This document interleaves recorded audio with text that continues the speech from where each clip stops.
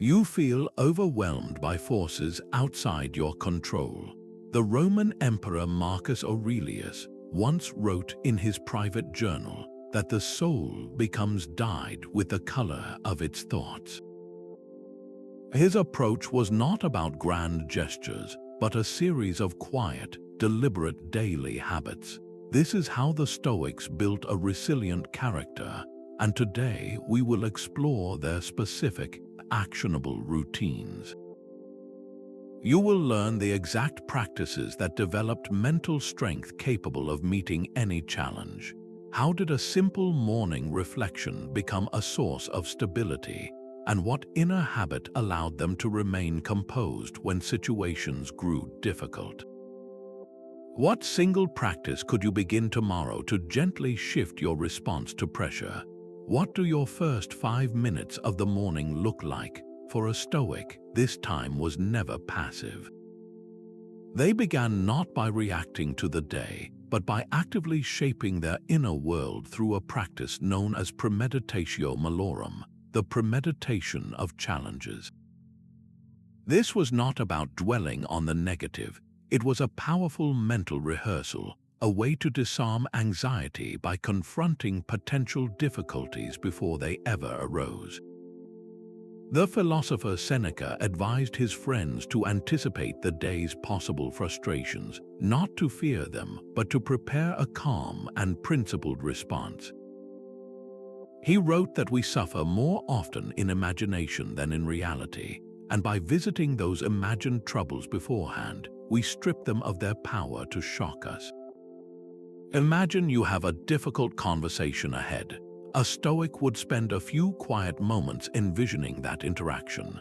They would not just picture the other person being upset, but more importantly, they would visualize themselves listening patiently, speaking with integrity, and maintaining their composure no matter the outcome. They would mentally rehearse facing a project setback with resilience, seeing it not as a disaster, but as an opportunity to practice patience and problem solving. This exercise transforms the unknown into the familiar. It builds a mental fortress, so when a challenge does appear, your response is not raw panic, but a remembered virtue. So as you think about your own day ahead, what is one potential difficulty you can foresee? How might you mentally walk through that scenario now, preparing your character to meet it with calm strength? This inner rehearsal was just the beginning. The Stoics then carried this prepared mindset out into the world, testing it against reality itself. Before sleep claims you, the Stoics performed one final, crucial duty. This was the evening review, a quiet and honest audit of the day just lived. It was not a time for harsh self-criticism or regret, but a gentle yet deliberate process of introspection. The goal was simple: to look back without judgment and learn. The great teacher Epictetus instructed his students to examine their impressions and actions each night. He asked, where did I go wrong? What did I do that was unfriendly or cowardly or undisciplined? This practice was the bookend to the morning preparation, a way to close the day with purpose and to distill wisdom from experience. Think of it as a mental ledger, a way to account for your own character. A practical way to do this is with a simple 3-question framework. First, ask yourself, what did I do well today? Perhaps you managed to listen patiently in a frustrating conversation, or you completed a difficult task with focus. Acknowledge that small victory. Second, ask, where did I act against my principles? Maybe you spoke out of irritation or avoided a responsibility out of fear. Do not dwell on this with guilt, but observe it as a fact, a point for improvement. And third, ask, how can I apply this lesson tomorrow? This final question transforms reflection into a plan for growth. Tonight, you could try a 2-minute version of this review. In the quiet moments before sleep, simply recall one thing you handled with strength and one situation where you could have acted with more wisdom. This brief ritual is how you actively participate in your own development, turning every single day into a masterclass in living well. When you feel stressed, is it because of the event itself or your judgment of it? This single question lies at the heart of a daily Stoic habit more powerful than any morning ritual. It is the constant mental application of a simple filter for every experience, a practice known as the Dichotomy of Control. The philosopher Epictetus offered the clearest guide, writing that some things are within our power while others are not. Within our power are our own opinions, pursuits, desires, and aversions. Everything else, from our reputation to our health to the actions of others, is not entirely in our hands. The goal is not to control the world, but to master your responses within it. This habit transforms frustration into focus. Consider being stuck in unexpected traffic. The delay itself, the red lights, the other drivers, these are all outside your control. Clenching the steering wheel and fuming changes nothing about the situation. It only drains your own peace. A Stoic, in that same moment, would perform a quick mental sort. They would acknowledge the uncontrollable delay, then immediately turn their attention to what they can control. Perhaps that means using the time to listen to an enlightening podcast, to practice a few minutes of patient breathing, or simply to observe their own reactions without being ruled by them. The external circumstance remains the same, but the internal experience is entirely different. Think of a recent annoyance that unsettled your day. Now try to break it down. What elements were truly beyond your influence, and what small part of your reaction, your judgment, or your next action remained within your choice?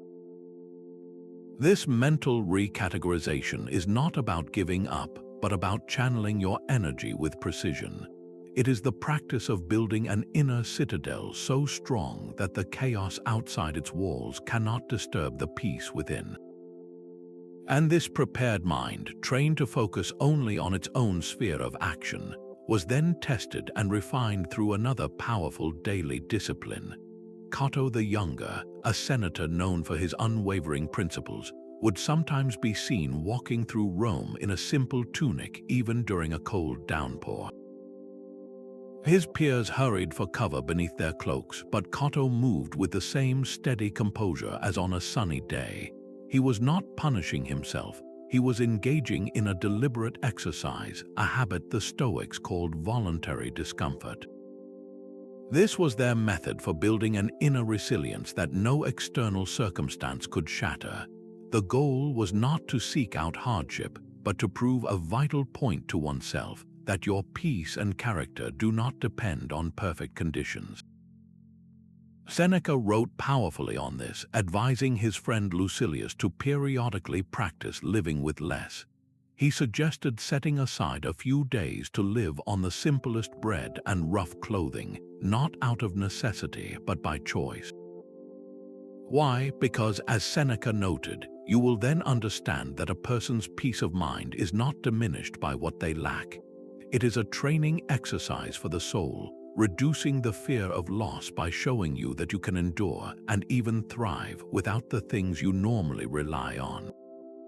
Think of it like a fire drill. You do not hope for a fire, but you practice the evacuation so that if an alarm ever sounds, you do not panic. You simply enact a familiar procedure. Voluntary discomfort is a fire drill for life's inevitable challenges. In our modern world, this could mean choosing to take a cool shower when a warm one is easily available. It is not about enduring extreme conditions, but about feeling a minor shock, breathing through it, and discovering that you remain perfectly okay. It could be skipping a single meal to understand the difference between true hunger and simple craving, or choosing to walk a longer route to work, transforming a minor inconvenience into a practice in patience. Each small, chosen challenge is a deposit into your resilience account. It proves to your deepest self that comfort is a preference, not a requirement for your stability. So this week, what one small, safe discomfort can you voluntarily invite into your life? Perhaps forego a snack you usually have, or leave your phone behind during a short walk. The goal is not the action itself, but to quietly observe your own reaction. Do you feel a surge of impatience or a subtle pride in your self-command? That observation, that small victory over your own automatic desires, is where unbreakable character is forged. That small space between a feeling and your action is where your character is truly built. Think of your mind as having a gatekeeper, one whose only job is to hold the gate for just a moment before any decision is made. This is the daily Stoic habit of creating a pause, a deliberate gap between an impression and your response.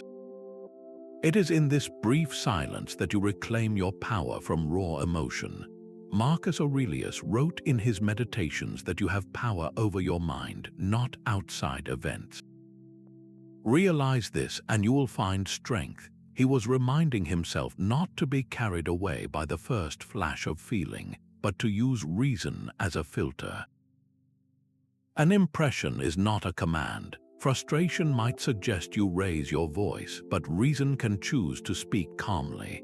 A sense of wanting might whisper for you to make a quick purchase, but reason can remind you of what truly matters. This pause is the difference between a reaction and a response. Picture your phone lighting up with a challenging message. The immediate impulse is to send a quick reply. This is the critical moment. Instead of your thumb moving on its own, you create a space. You take one deep breath, maybe even two. In that 3-second window, you ask a simple question. Is my intended action helpful or merely expressive? Is it moving me toward calm or simply releasing tension? This applies to countless daily moments. That sudden wish to buy something you see online, the urge to speak over someone in a meeting, the thought to skip your planned walk because you feel tired. Each of these impulses arrives at the gate. The practice is to give your inner gatekeeper permission to say, "Not yet. Let us consider this first." This is not about ignoring what you feel, but about choosing your behavior with intention. It is the practice of inserting a sliver of your true self, your reasoned judgment, into a chain of events that would otherwise run on autopilot. Today, you can practice this with something small. The next time a minor inconvenience arises, perhaps a loud noise or a spilled drink, try it. Before any sound or comment leaves your lips, insert a deliberate 3-second pause. Do nothing, just breathe and observe the impulse as it rises and begins to fade. In that tiny window of chosen silence, you are not just avoiding a reaction, you are actively building a more resilient and deliberate you. Our minds so often fixate on the empty space, the one thing we do not have, while overlooking the world of abundance already present. The Stoics understood this pull of desire, and they actively trained their attention to move in the opposite direction, toward a profound appreciation for what is. This daily habit of cultivating gratitude was not a passive feeling, but a deliberate and powerful exercise in shifting perspective from lack to fullness. It was their antidote to entitlement and the endless hunger for more. Marcus Aurelius, in the quiet of his own mind, would practice this by contemplating the simple, miraculous functions of his own body and the natural world. He wrote of appreciating the humble loaf of bread as it cracks open and the ripe figs as they begin to burst. He reminded himself to see the virtue in a straight stalk of wheat and the simple, functional beauty in a cluster of grapes. His meditation was not on the grand or the exotic, but on the ordinary wonders that sustain life, which we so easily take for granted. This practice rewires the brain to find contentment not in acquiring new things, but in fully valuing what already exists. You can build this habit with a simple daily ritual. Each evening, as you conclude your review of the day, take 1 extra minute to mentally list 3 specific things for which you are genuinely grateful. Do not settle for vague generalities. Be exquisitely specific. It is not just my health, but gratitude for the strength in your legs that carried you up a flight of stairs. It is not just my job, but appreciation for a single moment of collaboration with a colleague that felt smooth and productive. It could even be gratitude for a difficult lesson learned, for the patience you discovered during a long wait, or for the simple comfort of a warm drink. This act of precise recognition transforms the mundane into the sacred. So now, bring to mind one thing you typically take for granted. Perhaps it is the reliable roof over your head, or the ability to see the colors of the sky. Now reflect for a moment on its true value. What would your day truly be like without it? This brief reflection is not about ignoring life's challenges, but about building a foundation of appreciation so solid that those challenges feel smaller by comparison. The obstacle is the way. This famous Stoic phrase was not just a comforting idea, it was a daily habit of perception. It is the practice of actively reframing every single impediment, large or small, not as a setback, but as a chance to practice a specific virtue. A broken piece of equipment becomes a lesson in patience. A difficult person becomes a test of your compassion. A delayed project becomes an opportunity to practice adaptability. The challenge itself is the very path to building the character you seek. Marcus Aurelius captured this mindset perfectly when he wrote that the impediment to action advances action, and what stands in the way becomes the way. He was training himself to see a roadblock not as a dead end, but as a new and unexpected route forward. Your cancelled evening plans, for instance, might initially feel like a disappointment. The Stoic habit would be to pause and ask, what virtue does this situation now make possible? Perhaps it is an unexpected gift of quiet time, an opportunity for an hour of focused study you would not have had, or a chance to simply rest and restore your energy. The external event remains the same, but your internal relationship to it is transformed from one of frustration to one of purposeful engagement. This cognitive shift turns your entire life into a training ground. Imagine a current, minor obstacle in your own path. It could be a household chore you have been putting off, or a small misunderstanding with a friend. Now consider what single virtue this obstacle invites you to practice. That chore is not a nuisance, it is a call to discipline. That misunderstanding is not a conflict, it is an invitation to practice clear and kind communication. By asking not why is this happening to me, but what is this asking of me, you reclaim your agency. You stop being a victim of circumstance and become the student of your own development. The obstacle is no longer in your way, it has become the way itself, the very material you use to build an unbreakable character. How often is your mind truly where your body is right now? While you listen to these words, part of your attention might be drifting to a past conversation or a future deadline. The Stoics saw this mental scattering as a source of inner unrest, and they cultivated a powerful daily habit to counter it, the practice of complete presence in the current moment. This was not an abstract idea, but a practical discipline of anchoring your attention to the task immediately at hand. The Roman philosopher Seneca wrote with striking clarity about the difficulty of living anywhere but the present. He observed that we are often troubled by the future, and we let our lives slip away as we dwell on distant concerns that may never arrive. His advice was to pause, anticipating what lies ahead, and instead embrace the only time that is truly yours to influence, this very moment. The present is the sole arena where your reason can operate and your actions can have any effect. The past is fixed, the future is uncertain, but the now is where your power resides. Imagine applying this to the simple act of sharing a meal. Instead of eating while scrolling through a screen, a Stoic would practice bringing their full awareness to the experience. They would notice the flavors and textures of the food, the company of the person across the table, and the simple rhythm of the conversation. This is not about ignoring future plans, but about choosing not to let those plans take you away from the life you are living right now. The same principle applies to any task, from writing a report to washing the dishes.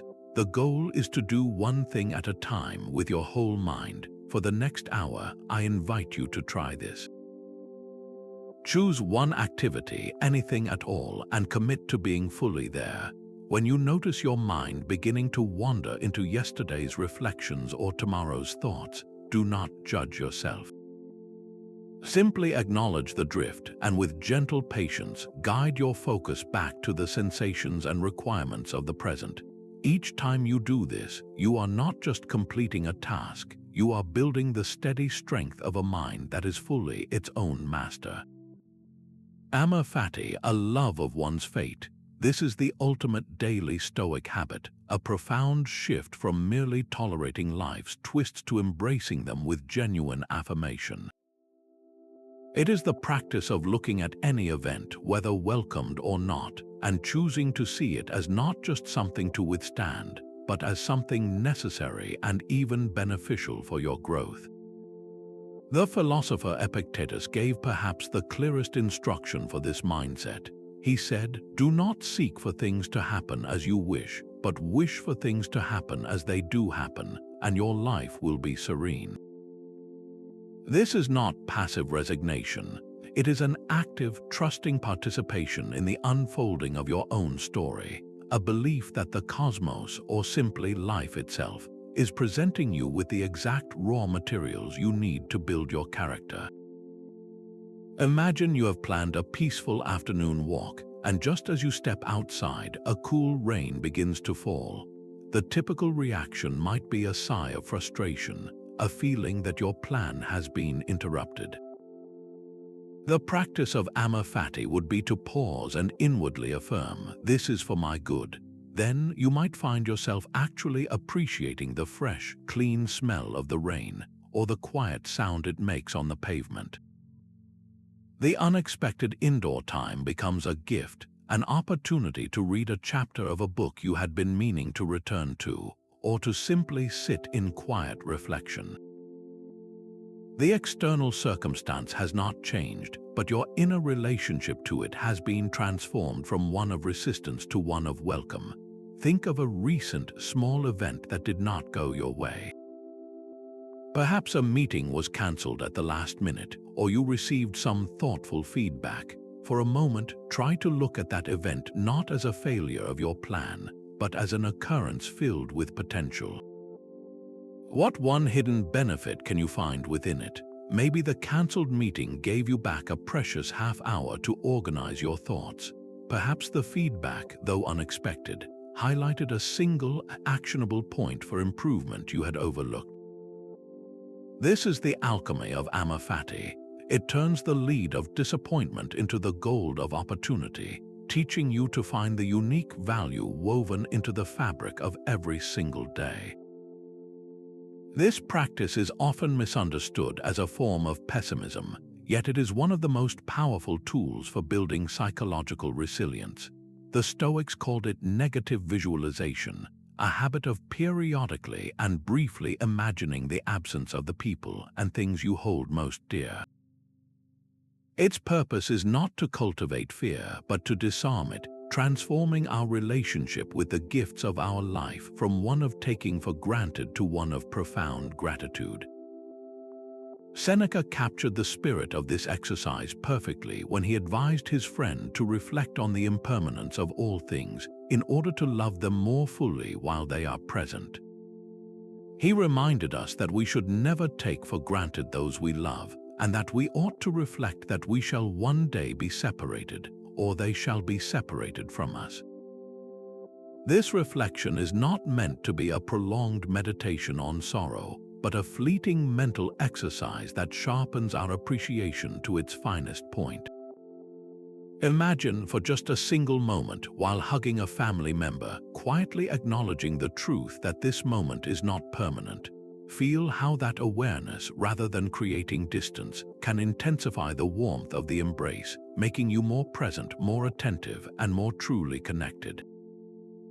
The same principle applies to your health, your home, or your work. By voluntarily touching upon the possibility of their absence, you are not inviting misfortune. You are performing a kind of emotional inoculation, preparing your inner self to meet potential hardship with a foundation of gratitude already in place. This practice proves to you that your capacity for appreciation is far greater than you normally allow it to be. Today, you can try this for just 1 minute. Choose one person or one possession you deeply cherish. Hold them in your mind, and for that brief minute, allow yourself to consider what your world would be like without them. Then let that thought go and return to the present. Notice how the colors seem brighter, how your affection feels deeper, and how the ordinary is suddenly revealed as extraordinary. All these daily practices converge toward a single, profound goal: to live a life in harmony with nature and reason. This is the central habit that gives all the others their meaning, a commitment to aligning your actions with rational principles and the natural order of things. For the Stoics, living according to nature did not mean retreating to the wilderness, but rather understanding our own human nature as rational and social beings, and then acting accordingly. It means fulfilling our roles as a parent, a colleague, or a citizen with excellence and integrity, guided by a clear sense of purpose. Marcus Aurelius continually reminded himself of this duty, writing that you must stand straight, not be held straight. His point was that your virtue must be an active choice, a conscious decision to act as your rational nature requires, not a posture you adopt only when others are watching. This is the ultimate source of an unbreakable character, a life built not on shifting external rewards, but on the solid ground of inner coherence. Imagine a situation at work where a simple, quiet omission could save you from a minor embarrassment. The easier path might be to say nothing, but your rational principle recognizes the value of honesty and the long-term trust it builds. Choosing to speak the truth, even when it is inconvenient, is a direct application of living according to nature. You are using your capacity for reason to choose the virtuous action, strengthening your integrity in that very moment. This alignment brings a deep and lasting confidence, a knowledge that your inner compass is pointing true north regardless of the weather outside. So consider your own day ahead. Where is one area, perhaps a small commitment you made to yourself or a conversation you have been postponing, where you could choose to act more fully in accordance with your own rational principles? That single, conscious choice to align your action with your character is how you build a life not of reaction, but of profound and purposeful intention. Your deepest desires and strongest aversions shape the landscape of your life. This is where the Stoics focused their most critical daily work, through a discipline they called the correct management of desire and aversion. It is the inner art of ensuring that what you truly want aligns only with what you can control, and what you strive to avoid is only what harms your character. The philosopher Epictetus stated that the chief task in life is this: to identify and separate matters so that you can clearly say to yourself which things are externals not under your control, and which are choices that are truly your own. Your job is not to want things to happen as you wish, but to wish for things to happen as they do, and your main tool for this is directing your desires wisely. This means training yourself to desire only your own virtuous actions, and to be averse only to your own unwise ones. It is a fundamental reorientation of your aims. Consider a work project. You might naturally desire the outcome of receiving praise and recognition from your manager. That outcome, however, rests entirely in another person's judgment, which you cannot control. This external desire sets a trap because if the praise does not come, you feel disappointment, even if you did excellent work. The Stoic habit is to shift the target of your desire inward. You learn to desire only to act with diligence, integrity, and focused effort on the project itself. You pour your energy into the quality of your work, which is fully within your power. The potential praise then becomes a preferred side effect, but it is no longer the source of your satisfaction. Your fulfillment comes from knowing you acted with virtue, regardless of the external reward. The same applies to aversions. You should not be averse to criticism, which is external, but you should be deeply averse to acting in a way that is dishonest or unsteady, which is within your control. Think of one desire you are holding today, perhaps for a specific result in a relationship or at work. Now, reframe that desire. Instead of wanting a particular reaction from another person, what virtuous action can you desire to perform instead? Can you desire to be a more patient listener or a more thorough researcher?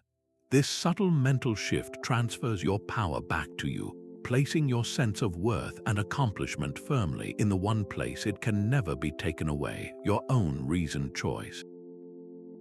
Our world tells us to seek more comfort and more convenience, yet this constant pursuit can quietly become a cage. The Stoics practiced a habit of self-denial not as a form of punishment, but as a direct path to personal freedom and mental clarity. This is the discipline of periodically choosing to step back from a pleasure, not because the pleasure is bad, but to prove to yourself that you are not its servant. The Stoic teacher Musonius Rufus championed this idea, arguing for a life of simple food and hard work. He taught that practicing with little makes a person more courageous and that luxury makes us soft. His point was not that we should live in hardship, but that by voluntarily experiencing a little less, we build the strength to handle life's inevitable shortages with grace. This is about reclaiming your sovereignty over your own desires. When you choose to skip a meal you normally enjoy, you are not just feeling hunger. You are conducting a small experiment in self-mastery. You are observing the urge, feeling its pull, and then consciously deciding that your peace does not depend on satisfying it right now. In our modern context, this could look like a 24-hour digital detox, where you consciously leave your phone in another room for an entire day. At first, you might feel a restless anxiety, a habitual pull to check for notifications. But as the hours pass, a new quiet often emerges. You begin to notice the world around you more clearly, or you find yourself engaging in a single, focused task without constant interruption. That space of silence is not emptiness, it is clarity being born. The pleasure of the digital world is not evil, but by voluntarily stepping away from it, you see its true value and its true cost. You remember that you are the user of the tool, not the tool's device. So this week, what one non-essential pleasure will you consciously choose to set aside for a short period? It could be foregoing your usual evening dessert or turning off streaming services for one night. The goal is not the act of denial itself, but the quiet observation that follows. Notice what arises in that space. Do you feel a sense of lack, or do you discover a surprising sense of self-sufficiency? That moment of observation is where you prove your own freedom. This is perhaps the most famous and most frequently misunderstood of all the Stoic daily habits. It is known as Memento Mori, a Latin phrase that translates to remember you must transition. At first glance, it might seem like a dark or pessimistic practice, a constant dwelling on the end. But for the Stoics, it was exactly the opposite.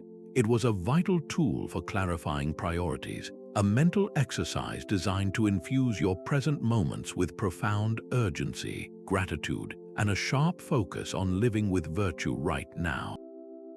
Marcus Aurelius offered a poignant meditation on this, writing that you could leave life right now. Let that determine what you do and say and think. He was not inviting despair, but rather issuing a powerful call to alignment, asking himself if his current actions were worthy of being his last. This reflection is not about the quantity of time you have, but about the quality of your character within the time you are given. A simple way to weave this into your own life is through a quiet moment of reflection. Perhaps you look at a photograph of yourself from a decade ago, recognizing the person you once were and the impermanence of all phases of life. Or you can treat the end of each day as a small closing, a minor rehearsal for that final chapter.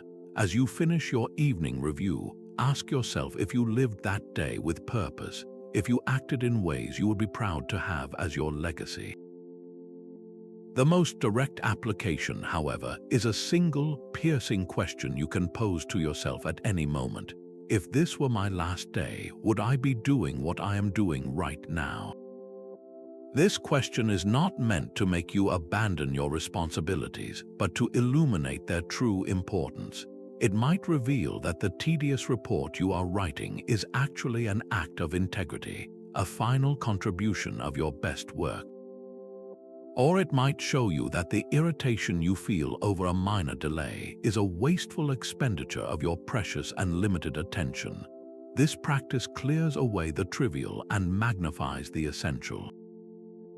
It reminds you that the opportunity for virtue, for kindness, for a life well lived, is not a distant future goal, but a choice available in the very next thing you do. How small does your biggest problem seem when you look at the Earth from space?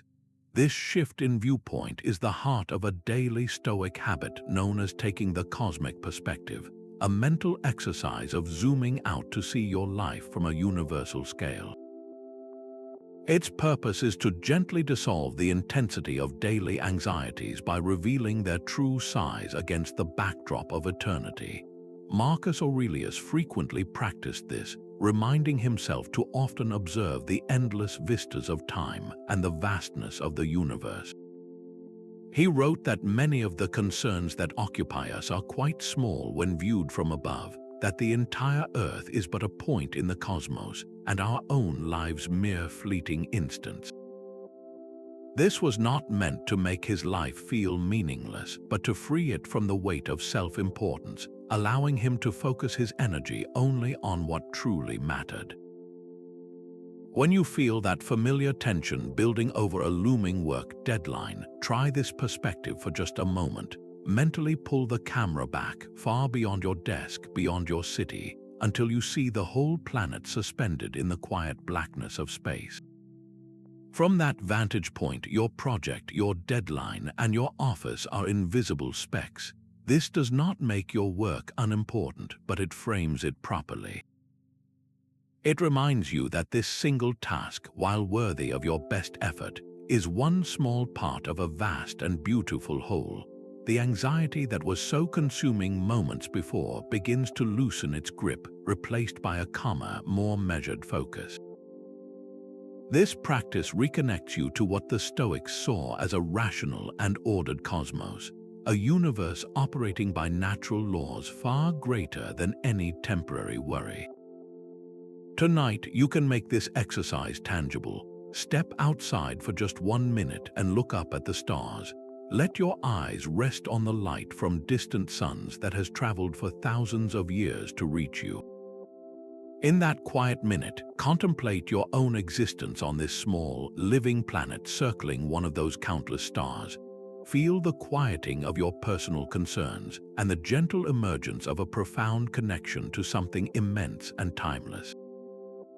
The Stoics did not merely think about these principles, they immersed themselves in them through daily study.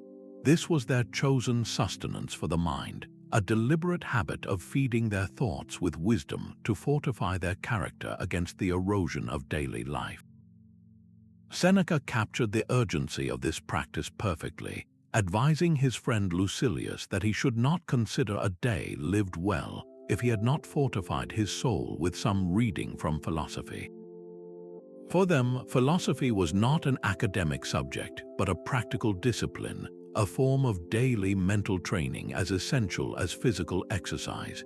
It was how they kept their principles sharp and readily available, not as distant concepts, but as immediate guides for action. The goal was to constantly renew their commitment to living wisely, making the words of the great teachers a living voice in their own minds. In our modern context, this translates to a simple, powerful routine. Set aside just 15 minutes each morning, perhaps with your morning drink, to read a single page from a Stoic text like the Meditations or the Letters of Seneca. Do not rush through it. After reading, take a few more minutes to write a brief reflection in a journal. The prompt is simple. How does this idea apply to a situation I might face today? Perhaps a line about patience reminds you of an upcoming difficult conversation, or a passage on control clarifies your approach to a project deadline. This act of reading and then writing bridges the gap between ancient wisdom and your modern life, making the philosophy your own. So tomorrow, make this small commitment to yourself. Read just one paragraph of Stoic philosophy, and then note down a single insight it sparks. This is not about adding another task to your day, but about changing the quality of all your other tasks by ensuring you begin with a mind focused on what truly matters. Apathy was not indifference to the Stoics, but a profound kind of freedom. They called this state apatheia, a clear and untroubled mind that remains unshaken by the storms of irrational emotion. It is the habit of experiencing a feeling without being carried away by it, of seeing the initial surge of frustration or the pang of disappointment as a passing weather system in the mind, not a command to act. Epictetus taught that any person who is going to be free must not be troubled or disturbed by things that are outside their own power. He was pointing to this very practice, the cultivation of an inner sanctuary so secure that the loudest external shouts cannot breach its walls. Imagine receiving a piece of sharp, unexpected feedback. The initial reaction is a flash of heat, a tightening in the chest, a wave of defensive thoughts. This is the passion rising. The untrained mind might immediately lash out in reply or retreat into a spiral of self-doubt, believing the feeling to be an undeniable truth. The Stoic, having practiced apatheia, does something radically different. They notice the reaction, they observe the heat and the tightening as physical events, separate from their reasoned choice. They might even silently acknowledge, there is discomfort, there is pride feeling challenged, and then, in the space that this observation creates, they ask a simple question guided by reason. Is there any truth in this feedback I can use for my growth? Is this person's opinion within my control? By not fusing with the initial emotion, you gain the power to sift the useful from the merely difficult. The feeling is not denied, but it is gently moved from commander to advisor. The next time you feel a strong, negative passion begin to stir, whether it is frustration in traffic or anxiety before a meeting, try this small experiment. Instead of becoming the emotion, simply notice it. Say to yourself, I am experiencing a feeling of irritation. I am noticing a sensation of nervousness. This slight shift in language creates a critical distance, reminding you that you are the awareness behind the feeling, not the feeling itself. In that small space of observation, your true power resides, the power to choose your response from a place of calm clarity, not from a storm of reaction. An unbreakable character was never meant to be a fortress for one. The profound resilience the Stoics cultivated through their daily habits had a singular, outward purpose, to make them better, more capable servants of humanity. This is the final, unifying thread, the daily habit of social responsibility. A Stoic understood they were not an isolated individual, but a citizen of the world, a single limb in the larger body of humankind. Their inner strength was not a private treasure to be hoarded, but a resource to be spent in acts of justice, kindness, and benevolence. Marcus Aurelius wrote in his Meditations that mankind was made for cooperation, like feet, like hands, like eyelids. He reminded himself that to act against one another is contrary to nature, and it is anger and rejection that are contrary to nature. Your rational nature is inherently social, designed to weave itself into the lives of others with constructive intent. This sense of duty transforms every interaction, no matter how small, into an opportunity to contribute to the common good. It is the conscious choice to see your actions as part of a larger tapestry. In practical terms, this habit manifests in countless daily moments. It is the decision to help a colleague with a task, not for recognition, but because a shared goal is served. It is the practice of listening to someone with full patience, setting aside your own rushing thoughts to truly hear theirs. It could be as simple as letting another driver merge into your lane during a busy commute, a small gesture that momentarily eases the friction of someone else's day. These are not grand, heroic deeds, but the steady, daily practice of citizenship. The most telling exercise, however, is to perform one small act of service completely anonymously. Today, find one way to make a positive difference for someone without them ever knowing it was you. Perhaps you tidy a shared space, leave a positive note for a stranger to find, or make a quiet contribution. After you do it, take a moment to reflect on the feeling it generates within you. Do not look for external gratitude, but notice the internal quiet, the subtle sense of alignment with your own rational and social nature.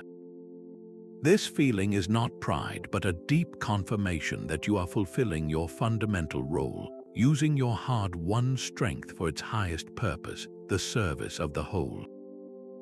Our world is filled with a constant stream of voices and notifications. Yet the Stoics understood that the most important voice is the one we can only hear in silence. This is the daily habit of purposeful solitude, a deliberate retreat from the noise to commune with your own mind and reason. Seneca wrote powerfully about this need, advising that we must take ourselves away from the crowd and into conversation with ourselves. He was not promoting isolation, but rather a necessary practice of introspection, a way to clear away the opinions of others and hear the quiet guidance of your own inner compass. This time alone is not empty, it is the fertile ground where your principles take root and grow strong. A simple way to practice this is to dedicate just 10 minutes each day to complete silence. You might sit in a quiet room or take a walk without any headphones or devices. The goal is not to force your mind to be blank, but to observe your thoughts as they arise without immediately reacting to them or judging them. You notice a concern about a future task and you simply let it pass by like a cloud. You feel an impulse to check your phone and you acknowledge the habit without giving in to it. In this space, you are not being influenced by anyone else's agenda or urgency. You are returning to your own center, recalibrating your inner guidance against the constant pull of external demands. Today, can you find just 5 minutes for this kind of true silence? Step away from all screens and sounds and simply be with your own breathing.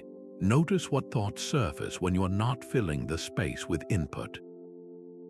This small daily retreat is how you build a mind that is not easily swayed by the chaos of the world, a mind that knows its own sound. The Stoic sage was not a frail scholar hunched over dusty scrolls. A disciplined body was seen as the essential vessel for a disciplined mind, a tool to be maintained and strengthened through daily physical practice. Musonius Rufus, a teacher who placed great emphasis on this, argued that it is truly a philosopher's duty to care for their body, for how can one pursue wisdom if they are too weak or unwell to think clearly? Physical training was never about appearance or athletic achievement.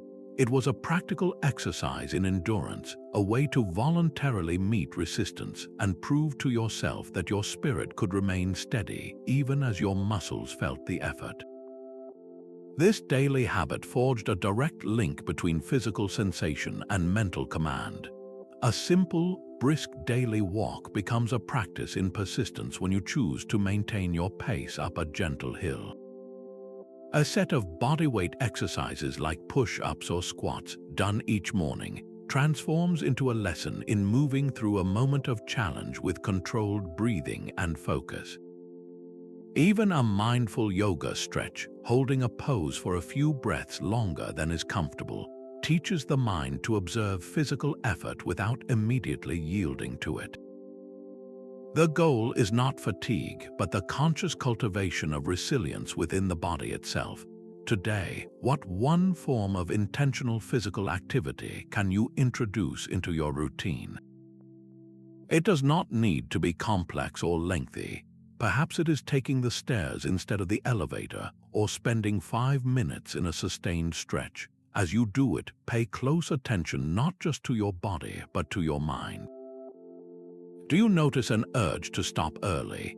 Can you observe that impulse, breathe through it, and choose to continue for just one more repetition?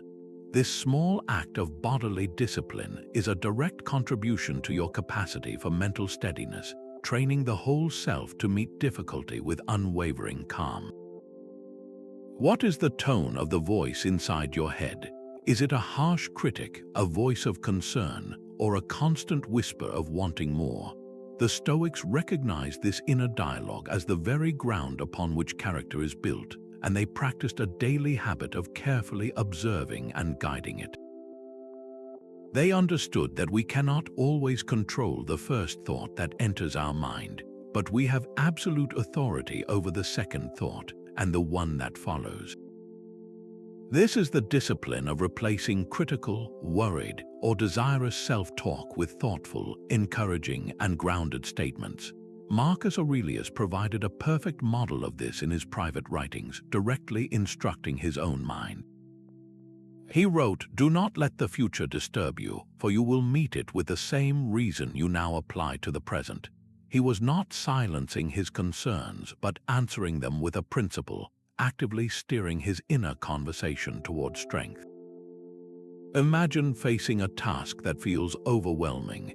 The automatic initial thought might be, "I cannot handle this." Left unchallenged, that single sentence can drain your energy and create a self-fulfilling outcome. The Stoic habit is to catch that thought and consciously rephrase it. You might gently correct the internal narrative, saying, "This is an opportunity to practice resilience and focus. I will begin with one small step." This is not empty positive thinking, but a thoughtful recalibration. It shifts your focus from a fixed state of inability to a dynamic process of growth, which is always within your power. Today, make it a small practice to notice one recurring unhelpful thought. Perhaps it is a simple frustration like, "This day is difficult," or a self-doubt like, "I am still learning this."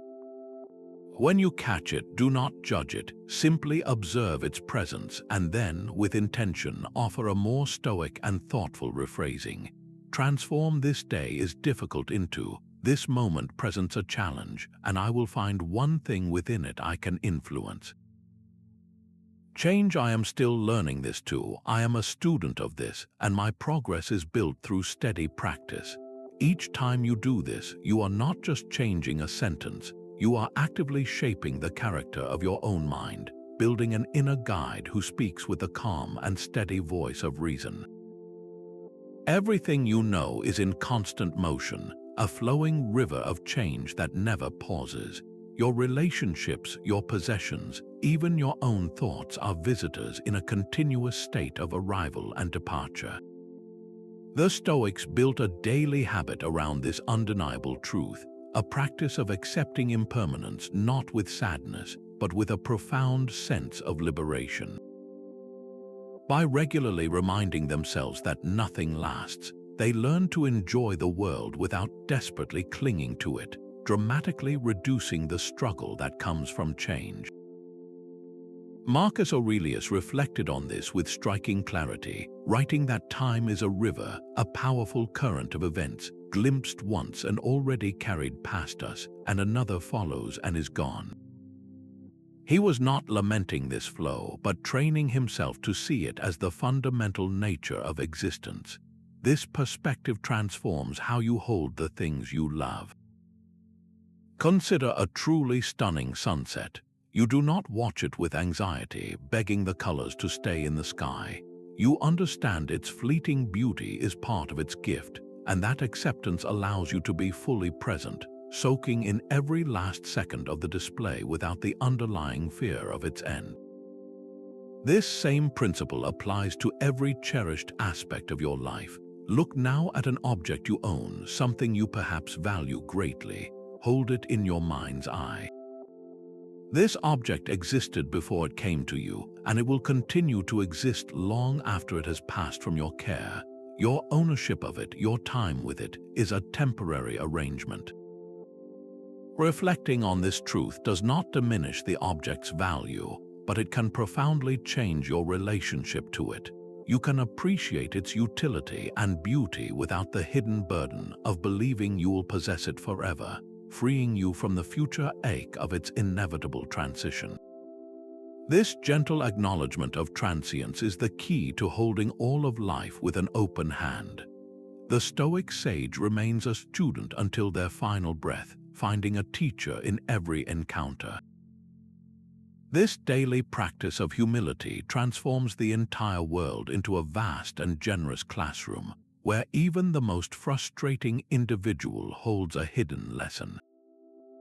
It requires setting aside the ego's constant need to be right, and instead approaching each person with a quiet curiosity, asking what this moment can reveal about patience, perspective, or even your own triggers. The philosopher Epictetus offered clear direction, stating that if someone tells you that a certain person speaks ill of you, do not make excuses, but answer that he must be unaware of my other faults, else he would not have mentioned these alone. This is not about accepting unjust criticism at face value, but about training yourself to sift every interaction for a grain of useful truth, however small. Imagine you are in a conversation with someone whose views seem completely unreasonable. The common impulse is to interrupt, to debate, to prove them wrong. The Stoic habit, however, would be to listen fully, not to gather ammunition for a rebuttal, but to genuinely understand their perspective. Perhaps their agitation reveals a value they hold deeply that you had not considered. Maybe their stubbornness becomes a mirror, showing you a reflection of your own rigidity in a different area. Their very ability to unsettle you is a lesson in what still holds power over your inner peace. In that moment, you are not learning about them, you are learning about yourself. So bring to mind one person in your life you typically find difficult. Instead of focusing on their flaws, pose a single question to yourself. What one quality could this person teach me, even if it is only by showing me what I wish to cultivate or avoid? Could their directness be a lesson in the value of clear communication, stripped of pleasantries? Could their constant concern highlight the importance of trusting what you can control? This shift in focus does not excuse poor behavior, but it reclaims your power, turning a source of frustration into a tool for your own unbreakable growth. More does not always mean better. The relentless modern pursuit of more possessions, more notifications, and more commitments often creates a life of quiet desperation, not fulfillment. The Stoics offered a powerful daily alternative, the habit of intentional simplicity. This was a conscious choice to strip away the non-essential, to find profound freedom not in acquiring, but in having just enough. A life unburdened by constant wanting and managing creates vast mental space, reducing the number of potential things that can disturb your peace. Seneca captured the hidden cost of excess with piercing clarity, writing that wealth is the slave of a wise man and the master of a fool. He observed that luxury forces us to manage our possessions instead of ourselves, becoming guardians of our things rather than masters of our own character. The more you own, the more you have to worry about losing, defend, and maintain. Each new object or commitment is another anchor that can hold you in a harbor of anxiety. A practical way to begin is with a small, physical act of decluttering. Choose a single drawer, a shelf, or a corner of a room. As you remove each item, ask a simple question: does this thing serve a clear purpose or bring me genuine value? If not, thank it for its service and let it go. This is not about creating an empty space, but about creating a clear one. Another exercise is to prepare and enjoy a truly simple meal, focusing on the nourishment and the experience rather than complex recipes or presentation. Or make the conscious choice to avoid one unnecessary purchase today, not out of stinginess, but as a declaration that your contentment does not depend on that object. Look around your own life right now, at your physical space or your digital calendar. What is one area of material or digital clutter you can simplify today? That single act of removal is not a loss. It is a direct investment in your own mental clarity and freedom. An archer can control their aim, their stance, and the strength of their pull, but they cannot command the wind. This ancient analogy beautifully captures the Stoic habit of focusing on process over outcome. Your only true dominion lies in the quality of your own actions, the integrity of your effort in this very moment, while the final result often rests with forces beyond our control. This shift in focus is not a recipe for apathy, but for profound liberation from the anxiety of external validation. The philosopher Epictetus framed this with elegant clarity, advising that in every affair you must consider what is up to you and what is not. He explained that when you work on anything, you must devote yourself to the task itself, yet remain open to whatever recognition may come. Your job is to be an excellent craftsman, not necessarily to be praised as one. This mindset frees you to pour your entire being into the work itself, finding satisfaction in the act of doing well, regardless of the applause that may or may not follow. Consider preparing for a pivotal job interview. You can meticulously research the company, thoughtfully prepare your answers, and choose your attire with care. These preparations are your aim, your stance, your pull on the bowstring. They are entirely within your power. The final decision of the hiring committee, however, is the wind. It is influenced by factors you cannot see or control, from the disposition of the interviewers to the specific needs of the team that day. By releasing your attachment to the offer itself, you are not giving up on the goal. You are simply transferring your energy from worrying about an uncertain future to mastering the certain present. This allows you to walk into that room with a calm confidence, not because you are assured of the outcome, but because you know you have done everything within your power to present your best self. The quality of your effort becomes its own reward. So today, choose one single task, whether it is writing an email, completing a workout, or having a conversation. For the duration of that activity, make a conscious pact with yourself to focus only on doing it to the very best of your current ability. Notice the feeling of engagement that emerges when your mind is not darting ahead to the potential result, but is fully immersed in the excellence of the process itself. A resilient character is not built from a single action, but from the quiet weaving of many threads into one unbreakable fabric. The Stoics saw their daily habits not as isolated tasks to be checked off a list, but as an interdependent system, each practice supporting and reinforcing the others. They understood that true strength emerges when these disciplines become a seamless part of your entire life, a single, cohesive philosophy in motion. Marcus Aurelius reflected on this unity when he wrote that your mind will be like its habitual thoughts, for the soul becomes dyed with the color of its thoughts. He was pointing to this very integration where your principles and your actions become one and the same. Think of these habits as a continuous daily cycle. Your morning preparation of the mind readies you to face the day with calm focus, which is then tested and applied through the constant mental sorting of what is within your influence. When a challenge arises, you do not see a random difficulty, but the very material for practicing the principle that every situation offers a path forward. Your evening reflection then allows you to learn from these experiences, refining your understanding and preparing your mind for the next morning's contemplation. Each habit is a single instrument, but played together, they create the symphony of a resilient life. So as you reflect on all these practices, which one or two feel most resonant for you right now?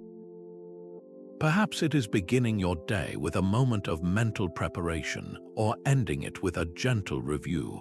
Maybe it is the simple practice of creating a pause before you respond.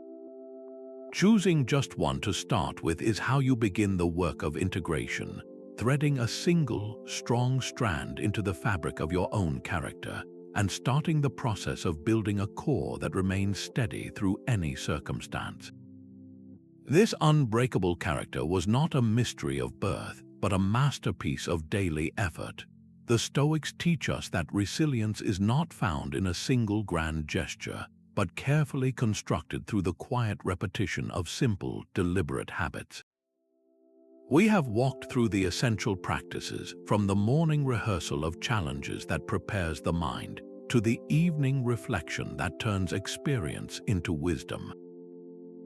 We explored the mental discipline of focusing only on what is within our control, and the commitment to aligning every action with virtue. These are not separate tricks, but parts of a single, integrated way of living. The promise of Stoicism is that anyone can build this inner foundation, brick by daily brick. Seneca perfectly captured the power of this process when he wrote, "As is a tale, so is life. Not how long it is, but how good it is what matters." Your life's quality is not measured by its length or its ease, but by the strength and integrity you cultivate within it, day after day after day. These ancient routines are not relics. They are a profoundly practical toolkit for modern resilience, ready for you to use right now. The path to becoming unbreakable begins with a single, conscious choice.